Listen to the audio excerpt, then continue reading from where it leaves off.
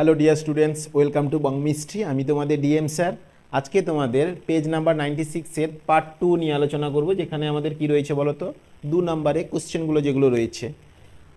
তার আগে তোমরা অবশ্যই এর আগের যে লেকচারটা ছিল, যাতে পার্ট 1 ছিল, যাতে আমাদের কি বলো তো এই পেজ নাম্বার 96-এ 1 নাম্বারগুলো ছিল, সেগুলো অবশ্যই করে রাখবে।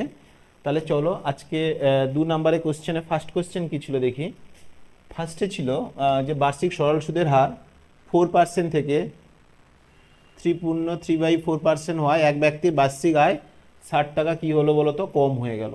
অর্থাৎ যখন তার সুদের হার, মানে তাকে যখন টাকা দিত 4% হারে, তখন যা টাকা পেত, এটা যখন 3/4% হয়ে গেল, তখন কি বলো তো তার টাকা কত কমে গেল, 60 টাকা কমে গেল।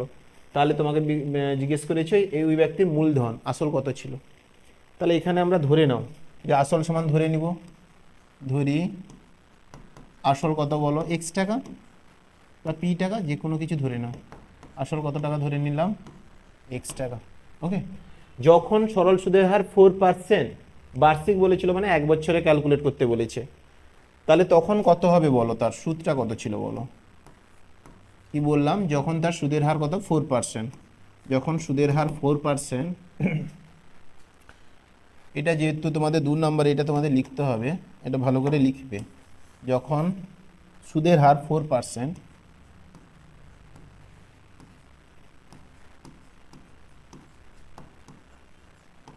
কত বলো, 4%, তখন সুদ কত হবে বলো। তখন সুদ কি হবে বলো, সুদ কি হয়, P/100। পি মানে আমরা এখানে ধরেছি আসল এক্স টাকা, পি আর কত বলেছে বলো, 4% হারে। তাহলে 4T মানে বলেছিলাম বার্ষিক, মানে 1 বছরে ক্যালকুলেট করবে। এখানে দেখো বলেছে বার্ষিক, তাহলে কি হবে, 1 বছরে ক্যালকুলেট হবে বাই 100। তাহলে ইকুয়ালস টু হয়ে যাচ্ছে আমাদের কত, 4x/100 টাকা। দেখো যখন সুদের হার 4%, তখন তখন তখন সুদ পাচ্ছে কত, 4x/100। আবার যখন বলো সুদের হার যখন কত হবে বলো, 3/4, 15/4% যখন হবে সুদের হার, তখন তার সুদ কত হবে বলো, ভালো করে বলো, সুদ কত হবে। সেই একই ফর্মুলাতে বসাও। আসল তখন কত, এক্স, পি আর কত হবে, এটা 15/4। দেখো 15/4 হলে কি হবে বলো, 15 উপরে লিখলাম, নিচে কত হবে 4। বার্ষিক বলেছিল 1, আর ফর্মুলার জন্য কত হয় 100। এখানেও দেখো কত হবে, 15x কত, 400 টাকা। ওকে, যখন 4% ছিল তখন সুদ ছিল এইটা, যখন 3/4% অর্থাৎ 15/4% হবে, তখন কত হবে, 15x/400 টাকা। ওকে, তাহলে তখন কি হবে, আগে যা সুদ ছিল এখন সুদের মধ্যে পার্থক্য কত বলে দিয়েছে। দেখো তার আয় কমেছে, মানে কি, সুদের পরিমাণটা কমেছে, কারণ সুদ কম পেলে তার আয়ও কমবে। তাহলে এর ক্ষেত্রে আমরা কি করব, দেখো একটু রিপ্লেস করে দিচ্ছি, দেখো ভালো করে। তাহলে আমাদের দেয়ারফর দিয়ে কী করব, এখন যে টাকাটা পেয়েছিলাম, মানে 4% হারে যখন টাকাটা পেয়েছিলাম আমরা, সেই টাকা থেকে যখন আমরা এখন যে টাকাটা পেয়েছি 15x/400, একে যখন তুমি বিয়োগ করবে, বিয়োগ করলে কত টাকা ডিফারেন্স দেখাবে, 60 টাকা। কারণ এইখানেই সুদটা কমেছে, ওই জন্য তার ইনকাম কমেছে, ওই জন্য এখানে কত লিখবো বলো আমরা, 60 টাকা। একে একটু সিম্পলিফাই করে নাও। সিম্পলিফাই করলে কি হবে, এলসিএম হবে 400, 100 দিয়ে কাটলে 4, 16x মাইনাস 400 কেটে গেলে 15x। দেখো 400 কেটে গেলে কত, 15x ইকুয়ালস টু কত হয়ে যাবে, 60।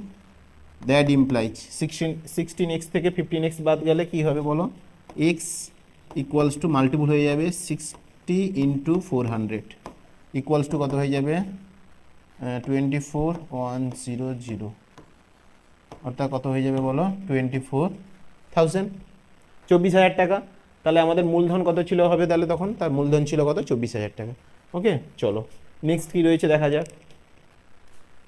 নেক্সট রয়েছে বার্ষিক নির্দিষ্ট শতকরা চক্রবৃদ্ধি হার সুদে কিছু টাকা n বছরে দ্বিগুণ হলে কত বছরে 4 গুণ হবে। ভালো করে দেখো, আমাদের কি বলেছিল, শতকরা চক্রবৃদ্ধি হার সুদে কিছু টাকা, আমরা ধরে নিলাম টাকা কত, আসল কত, তাহলে ধরে নিবে তুমি যে আসল ধরলাম আমরা স্যার, আসল equals to P. Okay, N বছরে দ্বিগুণ হবে, দ্বিগুণ মানে কি 2p হয়ে যাবে, মানে সমূল চক্রবৃদ্ধি। আমরা তো চক্রবৃদ্ধি সুদের ক্ষেত্রে সমূল চক্রবৃদ্ধি সমান p into 1 plus r by 100 whole to the power n শিখেছিলাম। তাহলে এখানে দ্বিগুণ হয়ে গেছে, মানে সুদ আসল হয়ে গেছে, সুদ প্লাস আসল কত হয়ে গেছে বলো, দ্বিগুণ মানে 2p হয়ে গেছে। তাহলে ফর্মুলাতে বসিয়ে দাও, সমূল চক্রবৃদ্ধি মানে 2p equals to p into কত হয় 1 plus r by 100 whole to the power n। তাহলে 1 প্লাস এখানে r তো নির্দিষ্ট বলেছিল r by 100 whole to the power n, কত বছর বলেছিল, এখানেও n বলেছিল, দেখো n বসিয়ে দাও, হয়েছে। তাহলে এখানে p যদি আমরা কেটে দেই, দ্যাট ইমপ্লাইজ কত হবে বলো, এখান থেকে 1 প্লাস এই দিকটা এইদিকে লেখো r by 100 whole to the power কত ছিল n ইকুয়ালস টু কত হবে 2, দ্যাট ইমপ্লাইজ আমরা কি করতে পারি 1 প্লাস r বাই 100, এখানে কি ছিল এর পাওয়ারে কত ছিল n, ওইদিকে গেলে কত 1 বাই n হবে, তাহলে আমরা 2 টু দি পাওয়ার পাওয়ারে কত লিখবো 1 বাই n।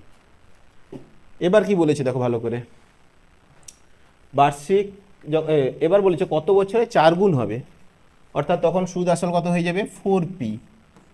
যদি তোমরা আসল ধরো p, তাহলে সুদ আসল কত হয়ে যাবে 4p।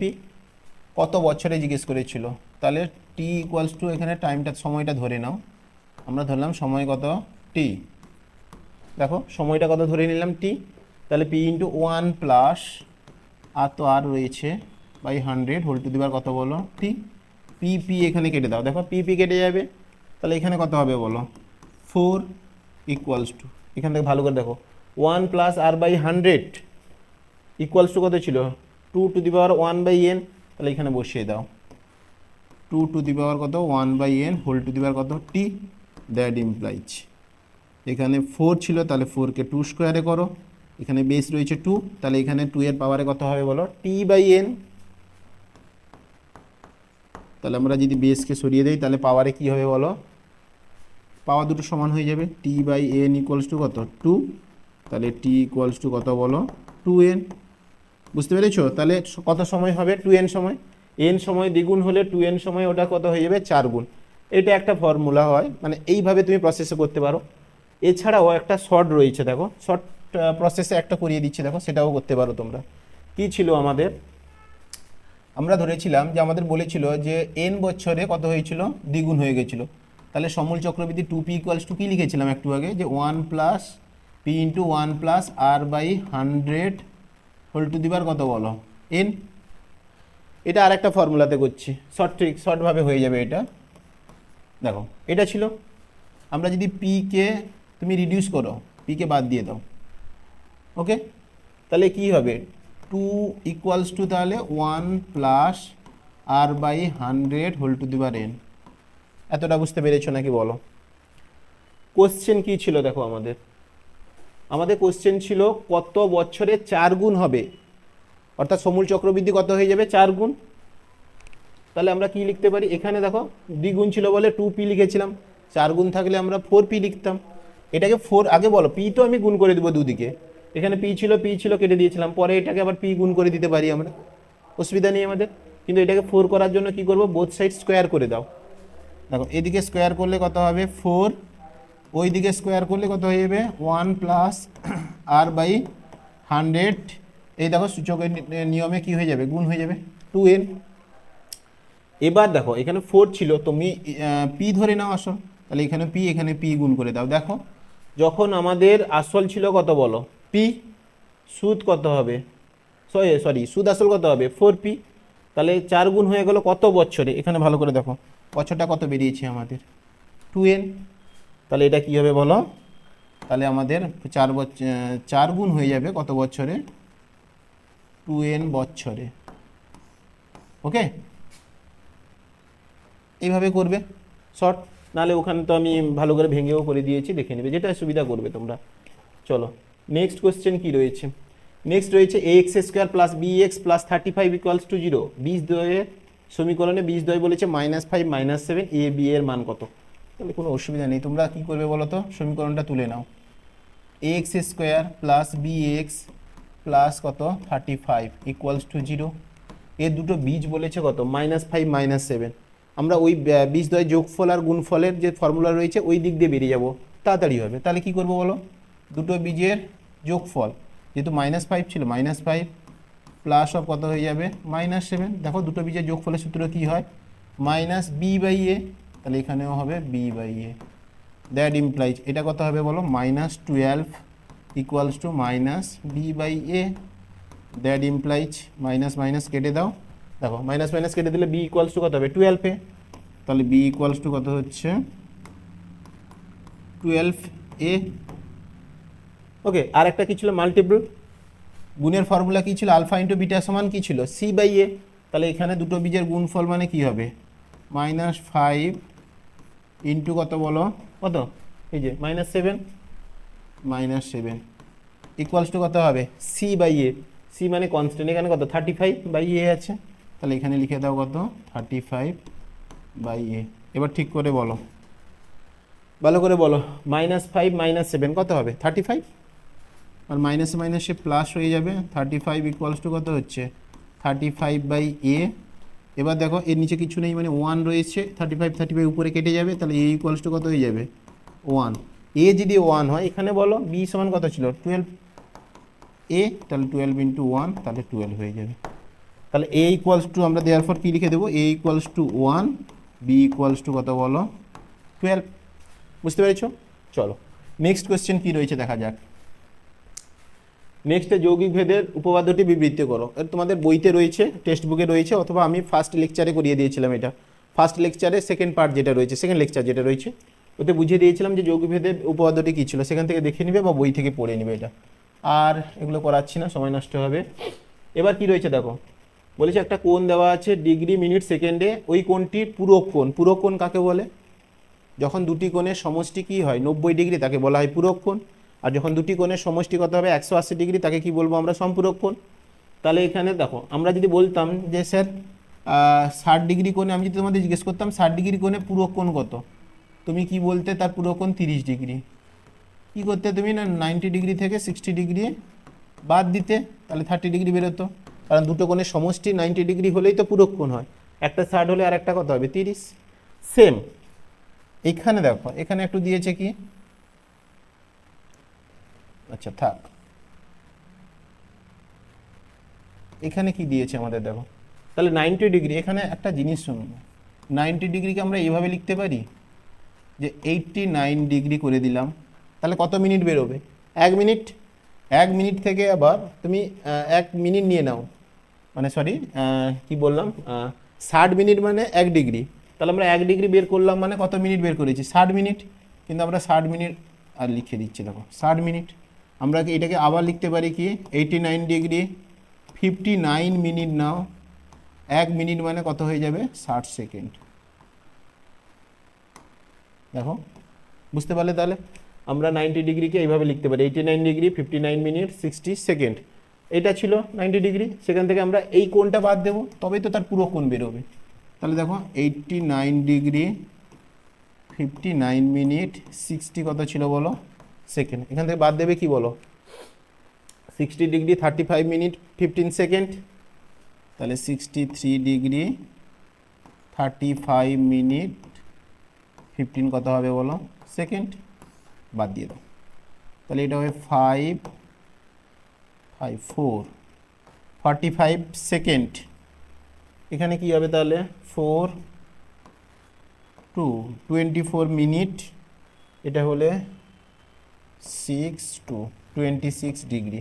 দেখো তাহলে পুরো কোণটা কত হয়ে যাচ্ছে, যেই কোণটা ছিল তার পুরো কোণের মান আমাদের জিজ্ঞেস করলে এটা বলবো। অর্থাৎ 63 ডিগ্রি 35 মিনিট 15 সেকেন্ডের পুরো কোণ কত বলো, এটা 26 ডিগ্রি 24 মিনিট 45 সেকেন্ড। বুঝতে পেরেছো? এটা ভালো অঙ্ক কিন্তু করবে। এবার কি বলেছে দেখো, দুটি বৃত্তের ব্যাসার্ধের দৈর্ঘ্য বলেছে 3 সেন্টিমিটার ও 11 সেন্টিমিটার, এবং তাদের কেন্দ্রদ্বয়ের দূরত্ব বলেছে 17 সেন্টিমিটার। বৃত্ত দুটি একটি সরল সাধারণ স্পর্শকের দৈর্ঘ্য নির্ণয় করো। এটাও আমরা করেছি আগে। দেখো দুটো বৃত্ত বলেছিল কত, একটা 3 সেন্টিমিটারে, একটা 11 সেন্টিমিটারে। দুটো বৃত্ত আমরা যদি ড্র করি, তাহলে দেখো এখানে ভালো করে ছবিটা দেখো, একটা সার্কেল এইভাবে হবে, আর একটা কী হবে বলো, এইভাবে হলো।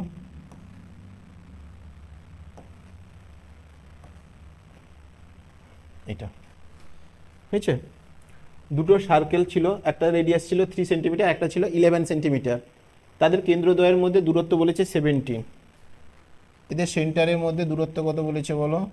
17। তাহলে এটা টোটাল ছিল 17 সেন্টিমিটার। এবার দুটো ব্যাসার্ধ বলেছে, দেখো ভালো করে। রেডিয়াস কি ছিল? একটা রেডিয়াস ছিল এটা,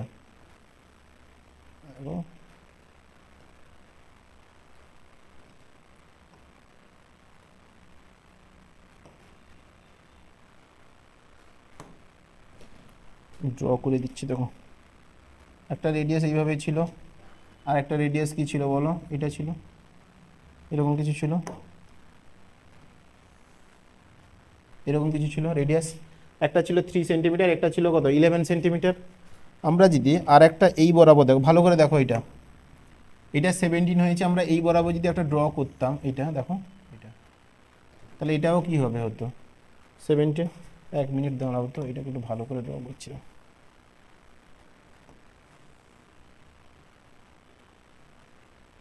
দেখো এরকম কিছু রয়েছে, এটা 17 হলে এটাও কত হবে? 17 সেন্টিমিটার। এটা ছিল কত বলো আমাদের? 3 সেন্টিমিটার। ভালো করে লিখবে, ফার্স্ট যে সার্কেলটা রয়েছিল তার রেডিয়াস কত? 3, তাহলে 3 লিখলাম। এটা পুরোটা ছিল কত বলো তো? 11 সেন্টিমিটার। তাহলে এইটা 3 হলে এইটুকুটাও কত হবে আমাদের? 3 সেন্টিমিটার। কিন্তু এইটুকুটা কত হয়ে যাবে? পুরোটা 11 ছিল, তাহলে 11 থেকে 3 গেলে কত? 8। তাহলে এটা কত সেন্টিমিটার হয়ে যাবে? 8 সেন্টিমিটার। এইটুকুটা, এটা। ওকে, এবার আমাদের সাধারণ স্পর্শক জিজ্ঞেস করেছিল, তাহলে স্পর্শকটা কী হবে? এইরকম কিছুটা হবে, এইভাবে হবে, মানে এটা ছেদ করে যাবে না কিন্তু, অর্থাৎ এইভাবে কিছুটা হবে, এইরকম।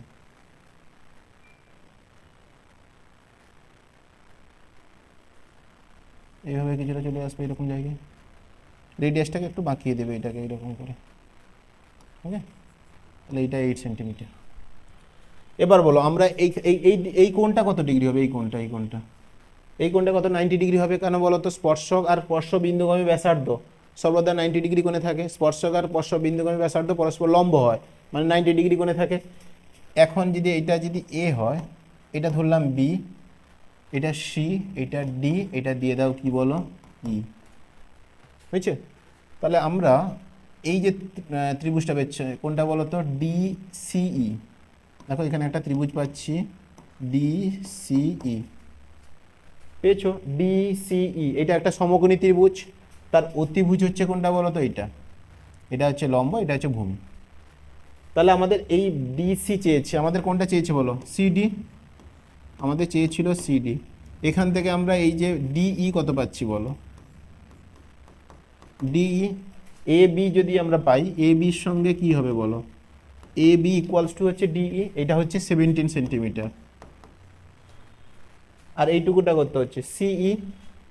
দেখো সিই হচ্ছে 11 থেকে তুমি 3 বাদ দিলে কত সেন্টিমিটার পেয়েছিলে? 8 সেন্টিমিটার। ওকে, এখান থেকে তাহলে বের করো, আমরা কোনটা বের করতে বলেছি? এটা লম্ব স্কোয়ার। তাহলে C D A square equals to অতিভুজ হবে ডিই। দেখো এই যে ডিই এর স্কোয়ার মাইনাস এইটুকুটা square, C A square minus CE এর স্কোয়ার। ডিই কত রয়েছে বলো? 17। তাহলে 17 এর স্কোয়ার মাইনাস 8 এর স্কোয়ার। 17 মানে হচ্ছে 289 মাইনাস 64 সমান 225। তাহলে আমাদের সিডি কত হবে বলো এখান থেকে? CD equals to root over 225, that implies equals to কত? 15। তাহলে সিডি সমান হচ্ছে কত? 15 সেন্টিমিটার। আমাদের যে সরল সাধারণ স্পর্শক যে ছিল, এটার ভ্যালু হচ্ছে কত পেলাম? 15 সেন্টিমিটার। বুঝতে পেরেছো? চলো নেক্সট কোশ্চেন কি রয়েছে? নেক্সটে রয়েছে পাশের চিত্র। পাশে কোনো চিত্রও নেই, কিন্তু পাশের চিত্র, ওখানে মিস্টেক করেছে। ও কেন্দ্রীয়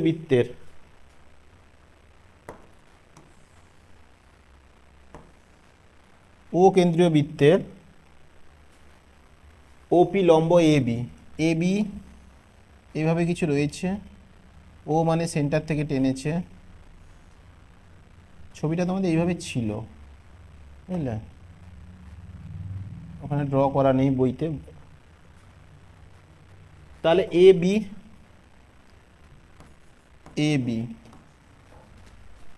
দেখো এখানে ভালো করে দেখো, ওপি লম্ব হচ্ছে এ বি, ওপি মানে এটা ধরবে, কেন্দ্র ধরবে ও, এখানে কত পি, পি সি 2, এখানে সি হবে, এটা হচ্ছে 2 সেন্টিমিটার।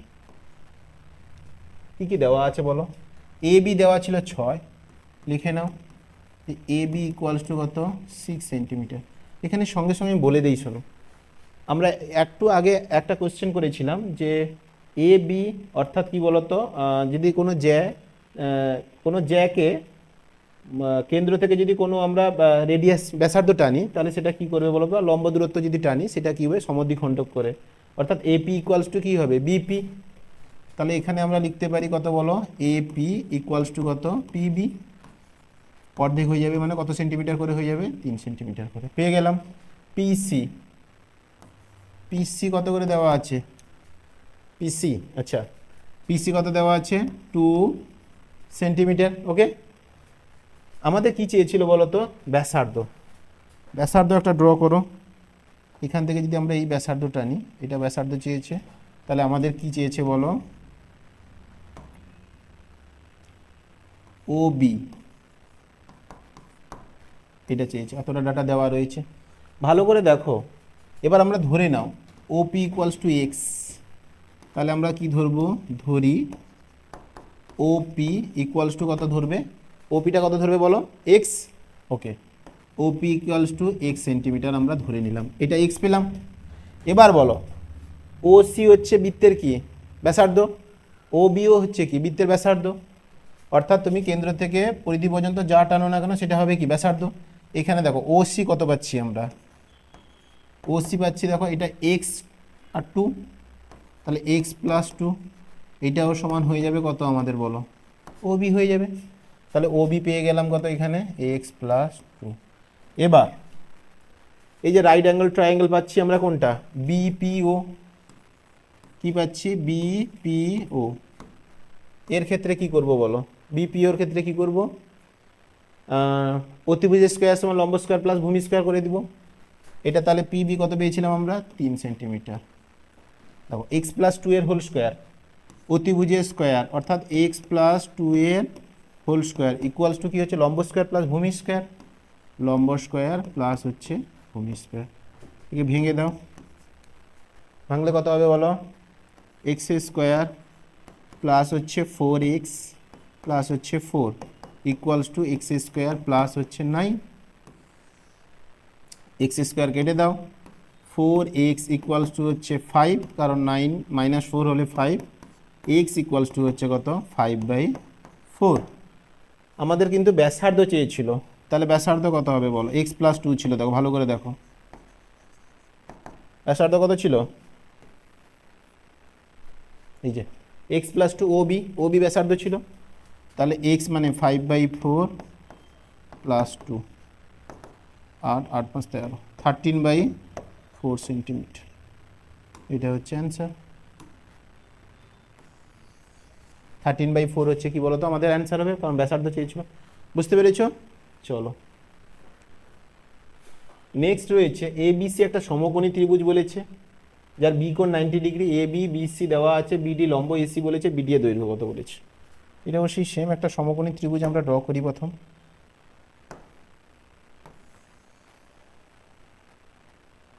দেখো একটা ত্রিভুজ আমরা কি ড্র করলাম, সমকোণী ত্রিভুজ। বি কোণ কত ডিগ্রি বলেছিল, 90 ডিগ্রি, তাহলে এখানে এ দাও, বি দাও, সি দাও, 90 ডিগ্রি হলো। এ বি 3 সেন্টিমিটার, তাহলে এ বিকে লেখো 3 সেন্টিমিটার, লিখে নাও, তাহলে এ বি কত হচ্ছে 3 সেন্টিমিটার, বিসি 4 সেন্টিমিটার, তাহলে আমাদের বিসিও দেওয়া আছে কত বলো, এই যে এটা বিসি, এটা হচ্ছে এ বি 3 সেন্টিমিটার, এটা হচ্ছে বিসি কত 4 সেন্টিমিটার। এবার আমাদের অতিভুজটাও বের করে নেব এখান থেকে, এসি কত হবে রুট ওভার অফ, অতিভুজ সমান কি হয় রুট ওভার অফ লম্ব স্কোয়ার প্লাস ভূমি স্কোয়ার, লম্ব মানে 9, ভূমি মানে 16, তাহলে 25 মানে 5, তাহলে আমরা এসিও কত সেন্টিমিটার পেয়ে গেলাম 5 সেন্টিমিটার। বুঝতে পেরেছো? এবার কি চেয়েছে ভালো করে দেখো, বিডি, বি থেকে ডি, কারণ বিডি লম্ব বলেছিল এসির ওপর, তাহলে এটা লম্ব আঁকলে আমরা এখানে একটা নাম দিয়ে দেবো কত, ডি। এই বিডি চেয়েছে। এই অঙ্কটাকে যখন আমরা করব, এই প্রবলেমটাকে করার সময় কি করব বলো তো, ক্ষেত্রফল দিয়ে বেরোবো। দেখো একটা সমকোণী ত্রিভুজ, সমকোণী ত্রিভুজের ক্ষেত্রফলের ফর্মুলা কি হয়, হাফ ইন্টু ভূমি ইন্টু উচ্চতা। তাহলে এখানে লিখে দাও কত হবে, যে হাফ ইন্টু ভূমি কত বলো, এখানে এই ত্রিভুজের ভূমি হচ্ছে 4, দেখো ভূমি কত বলো 4, উচ্চতা কত হবে, উচ্চতা হচ্ছে 3 AB, তাহলে 3 হলো। আচ্ছা একটা জিনিস বলো, এই যে ছবিটা ছিল একে যদি আমরা উল্টে আঁকতাম, অর্থাৎ এই যে দেখো এটাকে যদি ঘুরিয়ে দিতাম এরকম, বিটাকে উপরে তুলে দিতাম, তাহলে ছবিটা কিছুটা এইরকম হতো না, দেখো ছবিটা কিছুটা এইরকম হতো। অর্থাৎ এইটা হয়ে যেত তখন কত ডিগ্রি, 90 ডিগ্রি। অর্থাৎ এইটা বি চলে গেছে, এটা হচ্ছে বিডি হয়ে গেল। দেখো এটাকে উল্টে দিয়েছি, তাহলে এ গেছে কোথায়, এটাকে উল্টে দিলে সি এদিকে আসবে, এ এইখানে থাকবে। দেখো এরকম ছবি হয়ে গেল। এটা সমকোণী, এটা 90 ডিগ্রি, কিন্তু এই কোণটা কত ডিগ্রি হবে বলো, 90 ডিগ্রি। তাহলে এর ক্ষেত্রে কি হবে বলো, এসির মান আমরা জানি কত, 5 সেন্টিমিটার। দেখো এই পুরো এসি মানে কত, 5 সেন্টিমিটার। এ থেকে কত, সি। উচ্চতা চেয়েছিল, এর ক্ষেত্রেও কি হবে, এই ত্রিভুজের ক্ষেত্রে ভূমি জানি, উচ্চতা চেয়েছে, তার ক্ষেত্রেও কি হয়, হাফ ইন্টু ভূমি ইন্টু উচ্চতা। ওই একই ছবি, এইভাবে বের করি আর এইভাবে বের করি, ক্ষেত্র বলতে একই দেখাবে না। ইকুয়ালস টু কী হবে তাহলে, হাফ ইন্টু ভূমি, এর ক্ষেত্রে ভূমি কত 5 সেন্টিমিটার, তাহলে 5 লিখবো। দেখো ভূমি কত, একে এসি 5 সেন্টিমিটার, উচ্চতা চেয়েছে বিডি, তাহলে এখানে লিখে নাও কত, বিডি। কি কাটবে দেখো, হাফ হাফ কেটে দাও, আর কিছু কাটবে না। দ্যাট ইমপ্লাইজ 5 ইন্টু বিডি ছিল, তাহলে এখানে বিডি লেখো ইকুয়ালস টু, এটা কত হবে 12, আর 5 এসে ডিভাইড হয়ে যাবে, 12/5, 2.4, তাহলে 2.4 সেন্টিমিটার। তাহলে বিডি এর দৈর্ঘ্য কত হলো বলো আমাদের, এই যে বিডি এর দৈর্ঘ্য হলো কত, 2.4 সেন্টিমিটার। বুঝতে পেরেছো? চলো নেক্সট কোশ্চেন কি রয়েছে, নেক্সটে রয়েছে দুটি গোলকের বক্রতলে ক্ষেত্রফলে অনুপাত দেওয়া আছে, এখানে তাদের আয়তনে অনুপাত রয়েছে। দুটি গোলকের বক্রতল, তাহলে দুটো গোলকের বক্রতলে ক্ষেত্রফল কী হবে, ফার্স্ট গোলক ধরে নাও। আমরা যদি ফার্স্ট একটা গোলক ধরি, তার কি ধরবো, রেডিয়াস আর। গোলকের বক্রতলে ক্ষেত্রফল সূত্র কী হয়, 4πr²। তাহলে যদি তার রেডিয়াস ধরে নাও কত, R1। সেকেন্ড একটা সার্কেল, তার রেডিয়াস আমরা ধরে নিব কত বলো, R2। তাহলে প্রথম গোলকের বক্রতলের ক্ষেত্রফল কী হবে, ফার্স্ট যে গোলক ছিল তার বক্রতলের ক্ষেত্রফল কী হবে, বক্রতলের ক্ষেত্রফল সূত্র কি বলো, 4πr²। তাহলে এখানে কি হয়ে যাবে, 4πr1 এর স্কোয়ার বর্গ একক। ওকে, এটা প্রথম গোলকের।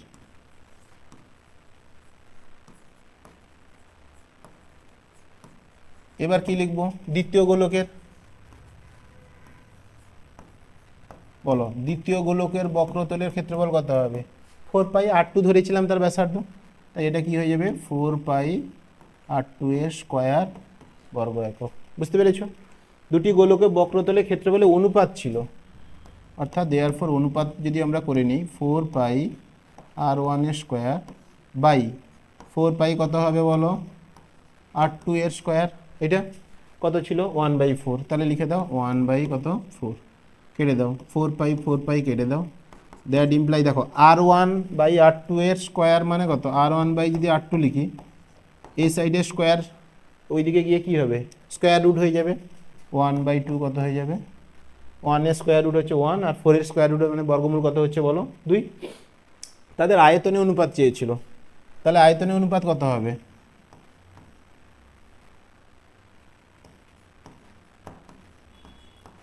আয়তনের অনুপাত বলো, আয়তনের অনুপাত প্রথম গোলকের আয়তনের সূত্র কি হবে, 4/3πr3, অর্থাৎ এখানে R1 হয়ে যাবে, 4/3πr1 এর কত হয়ে যাবে কিউব। সেকেন্ডে কত হবে, 4/3πr2 এর হোল কিউব, 4/3πr2 এর হোল কিউব। দেখো 4/3 হবে কি, কাটবে, পাই পাই কেটে যাবে, আমাদের এখানে যদি লিখি R1 এর কিউব বাই R2 এর কিউব, অর্থাৎ আমরা এইভাবে লিখে দেবো R1 বাই R2 এর কত বলো হোল কিউব। এখানে বলো R1 বাই R2 এখনই পেলাম কত 1/2, এখানে বসে দাও 1/2 এর হোল কিউব, তাহলে হবে 1/8, অর্থাৎ তাদের অনুপাত কত হয়ে যাবে 1:8। তাহলে তাদের আয়তনের অনুপাত কত হবে 1:8, বুঝতে পেরেছ? চলো নেক্সট কি রয়েছে, এগুলো প্র্যাকটিস করবে কিন্তু তোমরা। নেক্সট রয়েছে একটি লম্ববৃত্তাকার শঙ্কুর আয়তন ও পার্শ্বতলের ক্ষেত্রফলের সাংখ্যমান সমান, শঙ্কুটি উচ্চতা ও ব্যাসার্ধ যথাক্রমে এইচ আর আর হলে এটার মান কত? তোমাদের বইয়ের অঙ্ক এটা দেখো। সাংখ্যমান সমান মানে আমরা কি করতাম, ফর্মুলাটাকেই সমান করতাম। এখানে এইচ আর আর বলে দিয়েছে, অর্থাৎ উচ্চতার ব্যাসার্ধ বলেছে, লম্ববৃত্তাকার শঙ্কুর। তাহলে প্রথম বলেছে আয়তন, লম্ববৃত্তাকার শঙ্কুর আয়তনের ফর্মুলা তাহলে কি হবে বলো, 1/3 পাই, ব্যাসার্ধ বলেছে আর, 1/3 পাই আর স্কোয়ার ইন্টু কত বলো এইচ, ইকুয়ালস টু তাদের ক্ষেত্রফল, পার্শ্বতলের ক্ষেত্রফলের সূত্র কি হয়, শঙ্কুর পার্শ্বতলের ক্ষেত্রফলের সূত্র কি হয়, পাই আর এল। তাহলে এটা কি হবে পাই আর এল, এল তির্যক উচ্চতা হয়, যেখানে আমরা জানি কি বলতো এল ইকুয়ালস টু হয় কত, L square equals to H square plus হচ্ছে কত আর স্কোয়ার।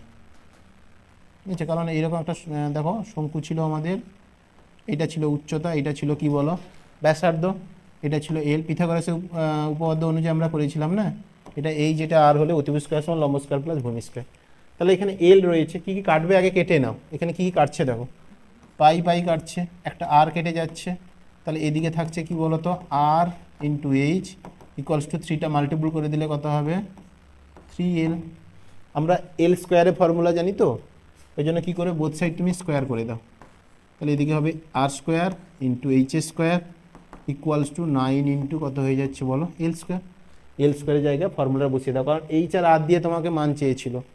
তাহলে আমরা কি করব বলো R square H square equals to 9 into, এখানে পাশে বসিয়ে দিব কত বলো এইচ স্কোয়ার প্লাস কত আর স্কোয়ার। বুঝতে পারলে? এবার কি করবে তুমি, এই আর স্কোয়ার এইচ স্কোয়ার দিয়ে ভাগ করে দাও, মানে এইটাকে যদি আমরা এইদিকে লিখি 9 ইন্টু কত হয়ে যাবে H square plus R square equals to কত হচ্ছে আর স্কোয়ার আর এইচ স্কোয়ার। এই দেখো 1/এইচ স্কোয়ার, এইচ স্কোয়ারের নিচে যদি আমরা আর স্কোয়ার এইচ স্কোয়ার দিয়ে ভাগ করে দিই তখন এইচ স্কোয়ার কেটে যাবে। তাহলে একটা কাজ করো, এইচ স্কোয়ারটা এর নিচে নিয়ে আসো, অর্থাৎ H square plus R square by কত হচ্ছে এইচ স্কোয়ার ইন্টু কত আর স্কোয়ার ইকুয়ালস টু 9 রয়েছে, ওইদিকে গেলে কত 1/9 হবে। দেখো যখন আমরা এইচ স্কোয়ারের নিচে মাল্টিপুল করবো এইচ স্কোয়ার ইন্টু আর স্কোয়ার, তাহলে এইচ স্কোয়ার কেটে গিয়ে থাকবে কত 1/আর স্কোয়ার প্লাস আর স্কোয়ারের নিচে যখন দেবো তখন আর স্কোয়ার কেটে যাবে, থাকবে কত 1/এইচ স্কোয়ার, তাহলে এটাও হয়ে যাচ্ছে কত 1/এইচ স্কোয়ার ইকুয়ালস টু কত 1/9। দেখো এটাই আমাদের ফর্মুলা চেয়েছিল, 1/এইচ স্কোয়ার প্লাস 1/আর স্কোয়ারের মান কত, তাহলে কত হয়ে যাবে 1/9। ওকে, তাহলে এটাই হচ্ছে আমাদের ফাইনাল অ্যান্সার। চলো নেক্সট কি রয়েছে, নেক্সট রয়েছে X equals to A sine theta, Y equals to B tan theta. তাহলে থিটা অপনয়ন করো। দেখো এক্স ইকুয়ালস টু কত বলেছে A sine theta, A sine theta, আর ওয়াই ইকুয়ালস টু রয়েছে আমাদের বি ট্যান থিটা। আমরা ফর্মুলা জানি কি থিটা অপনয়ন করতে হলে 3টে সূত্র লাগাবো, হয় sine square theta plus cos square theta equals to 1, অথবা কি করবো sec square theta minus tan square theta equals to 1, অথবা কোসেক মাইনাস কট, অর্থাৎ cosec square theta minus cot square theta equals to 1। এখানে সাইন থাকলে tan থেকে কিন্তু কষে আনতে পারবে না, তাহলে এটা হবে না। সাইনকে উল্টালে কি হবে কোসেক, ট্যানকে উল্টালে কট, তাহলে কোসেক আর কটের মধ্যে সম্পর্ক রয়েছে আমরা জানি, ওই জন্য ওইখানে একে কি করব বলো তো কোসেক করে নেব আর ট্যানকে কি করে নেব কট। তাহলে দ্যাট ইমপ্লাইজ কি করছে দেখো এই এখানে 1 রাখো, সাইন থিটা নিয়ে আসো, অথবা দেখো সাইন থিটা সমান কি হবে বলো, এখান থেকে বলো সাইন থিটা ইকুয়ালস টু, দেখো এক্স ছিল এ নিচে দিয়ে দাও, এক্স বাই কত এ, একে যদি উল্টে দেই আমরা কোসেক হয়ে যাবে, তাহলে কোসেক থিটা ইকুয়ালস টু কত হবে এ বাই কত এক্স। সেম এখানেও বের করো, ট্যান থিটা সমান কি হয়ে যাবে বলো ওয়াই বাই কত বি, দ্যাট ইমপ্লাইজ ট্যানেরকে উল্টে দিলে কি হয় কট, তাহলে কট থিটা ইকুয়ালস টু কত হয়ে যাবে আমাদের ওয়াই বাই কত বলো বি। বুঝতে পেরেছ? তাহলে ফর্মুলা কি জানি আমরা, যে cosec square theta minus cot square theta equals to 1, ওটাই বসিয়ে দাও। যে we know that cosec square theta minus cosec square theta minus cot square theta equals to কত হয় 1। কোসেকের ভ্যালু কত বলেছে বলো এখানে, a বাই এক্স, একে স্কোয়ার করে দাও, তাহলে হবে a বাই এক্সের whole square equals to sorry minus কত হয়ে যাবে, কটের ভ্যালু হচ্ছে y বাই বি এর whole square equals to 1। Theta অপনয়ন হয়ে গেল, থিটা নেই দেখো, সিম্পলিফাই করে দিতে পারো, A square by X square minus Y square by কত বলো বি স্কোয়ার ইকুয়ালস টু কত 1। দেখো এখানে লিখে দিবে যে থিটা অপনয়ন করে পাই, থিটা নেই, অপনয়ন করা মানে কি থিটাকে রিমুভ করে দেওয়া। ওকে 11 হলো। নেক্সট আর একটা কোশ্চেন রয়েছে, চলো লাস্ট কোশ্চেন কি রয়েছে দেখা যাক। একটি পরিসংখ্যা বিভাজনে গড় দেওয়া আছে, গড় কি আছে দেওয়া আছে কত 8, অনুপাত নয়, দেখো এটা অনুপাত হবে না, এটা হবে 8:1। ওকে এটা 8:1 হবে, অনুপাত হয়ে গেছে। আর summation X I F I বলেছে 132 প্লাস 5কে, সামেশান এফ আই বলেছে 20, কে এর মান কত। তাহলে আমরা কি যৌগিক গড়ের নিয়ম কি ছিল বলো, গড় ইকুয়ালস টু ছিল কত summation X I F I by summation F I. তাহলে গড় ইকুয়ালস টু কি ছিল, summation X I F I by summation কত এফ আই। দ্যাট ইমপ্লাইজ আমাদের তাহলে বিভাজনে গড় কত বলেছে 8.1 equals to summation X I F I কত বলেছে 132 প্লাস 5কে, তাহলে বসিয়ে দাও 132 প্লাস কত প্লাস 5কে বাই সামেশান এফ আই কত বলেছে 20, তাহলে এখানে বসাও কত 20। একটা কাজ করো, কাটার জন্য ক্যালকুলেশন করার জন্য দশমিক তুলে দাও, নিচে কত হবে 10, 0 0 কেটে দাও, কোনাকুনি মাল্টিপুল করে দাও। তাহলে এটা কত ছিল 132 প্লাস হচ্ছে কত 5কে ইকুয়ালস টু 81। দেখো এটা 81 ইন্টু 2 কত হবে 162। দ্যাট ইমপ্লাইজ 5কে, কে এর ভ্যালু চেয়েছিল, তাহলে 5কে ইকুয়ালস টু কত হচ্ছে 162 মাইনাস 132, তাহলে কত হয়ে যাবে 5কে ইকুয়ালস টু হচ্ছে 30, তাহলে কে এর ভ্যালু ছিল 6, 5 ইন্টু 6 30 হয়, তাহলে কে এর ভ্যালু কত হবে বলো 6। তাহলে এটা ছিল লাস্ট। ওকে বুঝতে পেরেছো, এগুলোকে প্র্যাকটিস করতে থাকো, ভালো করে প্র্যাকটিস করো, তাহলে দেখবে। আর 3টে পেজ তোমাদের এটা কমপ্লিট হলো, আরও 2-3টে পেজ করিয়ে দেবো, তারপর তোমাদের WBTA আসছে, ওটা থেকে করাতে হবে। এগুলো ভালো করে প্র্যাকটিস করতে থাকো, অবশ্যই ভালো করে প্র্যাকটিস করবে। আর এই টেলিগ্রাম চ্যানেল যেটা রয়েছে এখান থেকে তোমরা পিডিএফগুলো পেয়ে যাবে। ওকে তাহলে প্র্যাকটিস করতে থাকো, চলো তাহলে দেখা হচ্ছে নেক্সট লেকচারে, তো তখন ভালো করে প্র্যাকটিস করো, ভালো থেকো। ওকে চলো টাটা।